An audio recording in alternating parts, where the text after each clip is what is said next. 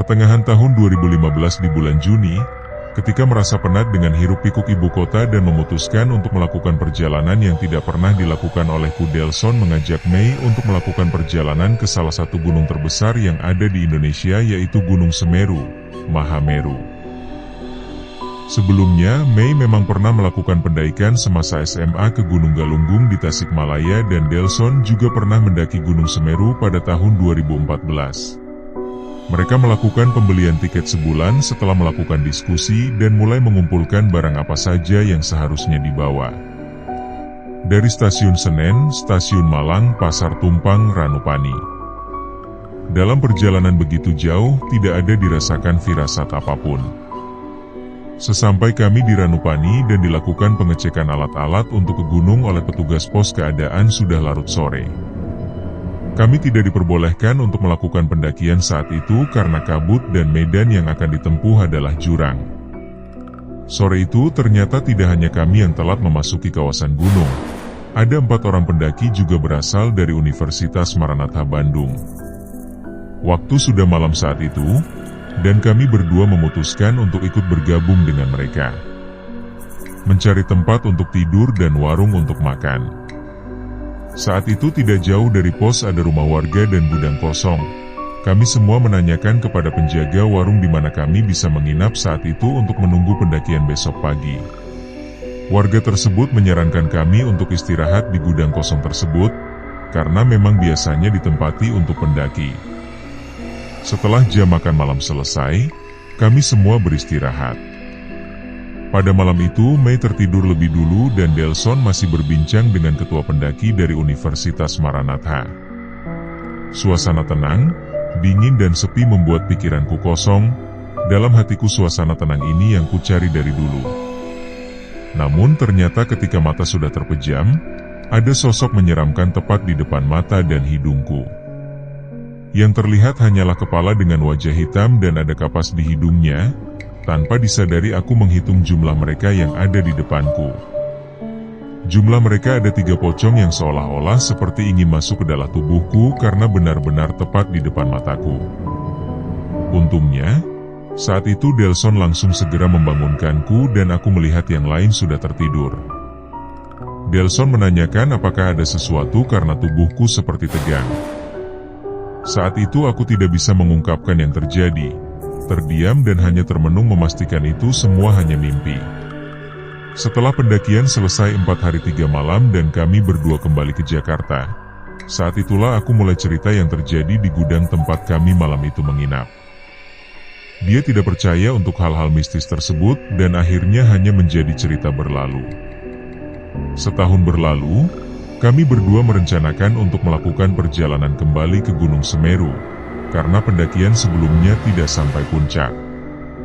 Kami memang hanya ingin menginap di tenda menghabiskan waktu untuk menikmati alam. Juni 2016, kami mengajak 3 orang teman untuk melakukan pendakian dan mereka setuju. Kali ini kami menggunakan jasa semacam tour guide karena sebelumnya kami menghabiskan waktu yang banyak dengan menggunakan kendaraan umum dari Tumpang ke Ranupani. Setibanya kami di stasiun Malang, kami langsung sarapan dan menikmati soto Malang dan bertemu dengan seorang bapak yang stylenya seperti pendaki. Bapak tersebut langsung mendatangi karena melihat kami menggunakan carrier. Beliau juga menawarkan diri untuk menginap di rumahnya dengan biaya yang murah. Kami berlima naik menggunakan mobil jeep bapak menuju rumahnya dulu. Menyarankan untuk meninggalkan barang yang memang tidak begitu diperlukan seperti baju ganti untuk dibawa pulang nantinya ke Jakarta. Saat di perjalanan kami menjelaskan bahwa akan menginap di Gunung Semeru selama 3 hari 2 malam. Saat kami melakukan pendakian banyak sekali petugas karena adanya orang asing dari Swiss yang hilang dan belum ditemukan. Ketika kami melakukan pendakian, kami merasa berada di tempat yang sama dalam beberapa waktu dan tidak menemukan pos selanjutnya. Kami istirahat, berusaha tenang dan berdoa. Dalam 1 hari kami melanjutkan perjalanan ke pos Kalimati untuk membangun tenda. Di antara kami berlima hanya 1 orang yang bisa mencapai puncak dalam waktu yang tepat sebelum matahari ada di atas kepala kami. Seharusnya di hari kedua melanjutkan perjalanan ke Ranukumbolo. Namun kami semua kelelahan dan tetap melanjutkan untuk menginap di pos Kalimati. Pada hari ketiga seharusnya kami sudah turun gunung, namun kami memutuskan untuk melanjutkan istirahat di Ranukumbolo. Kondisi di Ranukumbolo saat itu begitu ramai dan kami membangun tenda untuk menginap di sini. Kami mendengar orang bercerita ke gunung saat itu karena film 5 cm dan beberapa orang lainnya adalah anggota petugas yang mencari orang Swiss hilang dalam pendakian. Aku mencoba untuk menghubungi bapak yang membawa kami ke sini menggunakan ponsel, namun ternyata tidak ada sinyal sama sekali. Ketika malam datang dan aku tertidur lebih dulu di antara mereka. Saat dalam tidur, aku bermimpi dan mimpi ini seperti nyata sekali. Dalam mimpiku sedang berada di pasar malam yang sangat indah, tenang, terang dengan orang-orang yang terlihat bahagia tempatnya di Ranukumbolo itu. Lalu dalam mimpi itu seperti ada seseorang yang berkata, "Bagaimana kalau kamu tinggal di sini saja bersama kami? Tempat ini sangat indah sekali kan?" Sesaat setelahnya aku langsung terbangun dan mengingat kejadian 1 tahun kemarin. Besok harinya, aku langsung mengajak mereka berkemas dan segera turun gunung karena merasa ada yang tidak beres, karena sudah 2 kali melakukan perjalanan dan terjadi hal yang sama. Sesampai kami di Ranupani dan memberikan laporan bahwa kami sudah tidak di area gunung lagi, kami bertemu dengan bapak yang mengantarkan kami. Dari raut wajahnya terlihat lega dan bahagia ketika melihat kami sudah selesai melakukan pendakian. Dalam perjalanan menggunakan mobil jeepnya, di situ ada perasaan menggebu ingin menanyakan semua hal yang terjadi selama 2 kali pendakian 2014 dan 2015. Baru saja aku ingin melontarkan kalimat, si bapak langsung berkata dengan serius dan menekankan, "Jangan di sini Mbak. Ini wilayahnya mereka semua. Kalau Mbak cerita dan mereka mendengar, akan terjadi sesuatu pada kita." Pada saat itu bulu kuduk kami langsung merinding, seolah-olah dia tahu apa yang terjadi.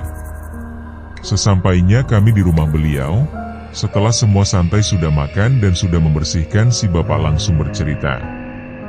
Pada hari ketiga yang seharusnya kami sudah selesai melakukan pendakian dan harusnya sudah berada di Ranupani, namun di antara kami tidak ada yang menghubungi beliau. Ternyata beliau memiliki firasat. Malam itu beliau memiliki firasat aneh terhadap kami dan melakukan doa di malam hari. Saat dalam doanya dia melihat saya diganggu oleh makhluk penunggu yang ada di Ranukumbolo dan meminta saya untuk dilepaskan saat itu. Saya menceritakan suasana yang ada dalam mimpi malam itu dan cerita tahun 2015 yang didatangi oleh sosok 3 pocong. Beliau berkata bahwa Ranukumbolo adalah kabupaten zaman dulu dan tepat di depan kami memasangkan tenda adalah sebuah gerbang masuk ke kawasan tersebut. Dia menjelaskan bahkan pernah ada seorang pendaki ketika tidur di area tersebut badannya berguncang di dalam tenda dan ternyata makhluk di sana yang mengguncangkan badan pendaki itu karena menolak untuk tinggal bersama mereka. Beliau pun menjelaskan bahwa tidak jauh dari area gudang tempat kami menginap di Ranupane adalah tempat orang-orang belajar ilmu hitam sehingga ketika ada orang baru yang tidak dikenal makhluk tersebut mengganggu pendatang. Bapak tersebut hanya mengatakan tidak perlu menanyakan kepada siapapun apa yang terjadi karena makhluk halus tersebut hanya tertarik kepada pendatang dan aku yang punya kendali untuk bisa bertahan pada alam saat ini.